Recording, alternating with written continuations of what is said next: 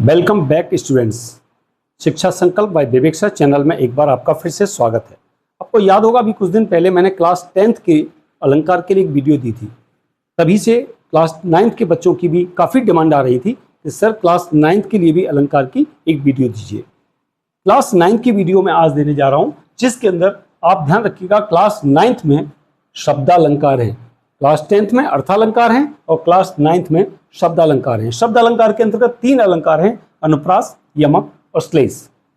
तीनों को मैं इतनी आसानी से आपको बता रहा हूं, इसको नोट कर लीजिएगा और अपने पास संभाल कर रखिएगा।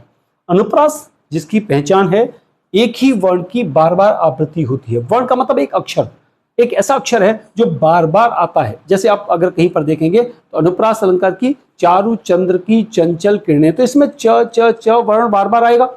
जैसे अगर आप कहते हैं रघुपति राघव राजा राम, तो र बार बार आएगा। तो जहां पर किसी एक वर्ण की बार बार आवृत्ति होती है वो अनुप्रास अलंकार होता है। दूसरा है यमक अलंकार।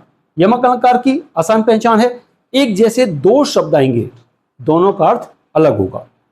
एक जैसे दो शब्द आएंगे कम से कम और दोनों का अर्थ अलग होगा, यमक अलंकार कहलाता है। मैंने लिखा भी है एक शब्द अर्थ अलग अलग। जैसे काली घटा का घमंड घटा, तो काली घटा आकाश में छाने वाली घटा का घमंड घटा मीन्स घमंड कम हो गया। तो दो शब्द आए, घटा, एक का आकाश में छाने वाली घटा और दूसरा घमंड कम होना। तो काली घटा का घमंड घटा, एक ये उदाहरण भी इसके अंदर आता है। एक आपने देखा होगा कई बार मिलता है, वे 3 बेर खाती थी अब 3 बेर खाती हैं। तो बेर बेर शब्द 2 बार आया, 3 बेर का मतलब 3 बार। अब क्या हो गया 3 बेर, तो बेर जो फल होता है वो है। तो यहां पर एक ही शब्द है लेकिन एक से अधिक बार आया, दोनों का मीनिंग अलग है। इसी तरह से जब श्लेष की बात करेंगे तो श्लेष में थोड़ा सा अंतर है, एक शब्द अर्थ अनेक। इसका मतलब क्या है, शब्द कोई एक ही आएगा लेकिन उसके अर्थ अनेक होंगे। जैसे एक आपने उदाहरण देखिएगा, आपकी किताब में भी लिखा होगा, कई बार लिखा होता है सुवर्ण को ढूंढत फिरत कभी व्यभिचारी चोर। 3 लोग हैं यहां पर, कभी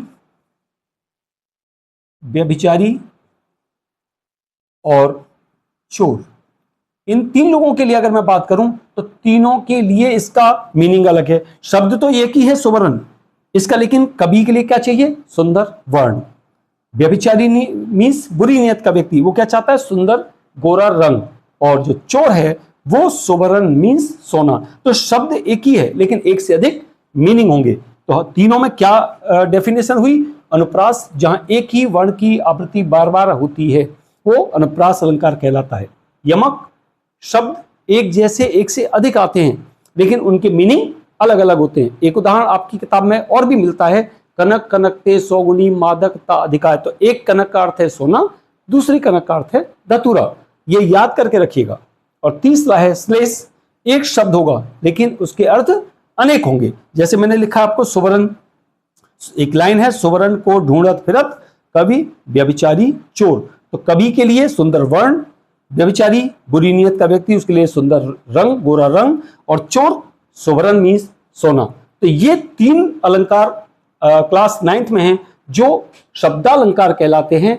अर्थालंकार के लिए मैं ऑलरेडी वीडियो पहले ही दे चुका हूं, उसे अभी क्लास 9th के बच्चों को अभी पढ़ने की जरूरत नहीं है, क्लास 10th में पढ़िए, इनकी प्रैक्टिस करते रहिए और इसे लाइक जरूर कीजिएगा, सब्सक्राइब कर दीजिए। शिक्षा संकल्प बाय विवेक सर। Good luck.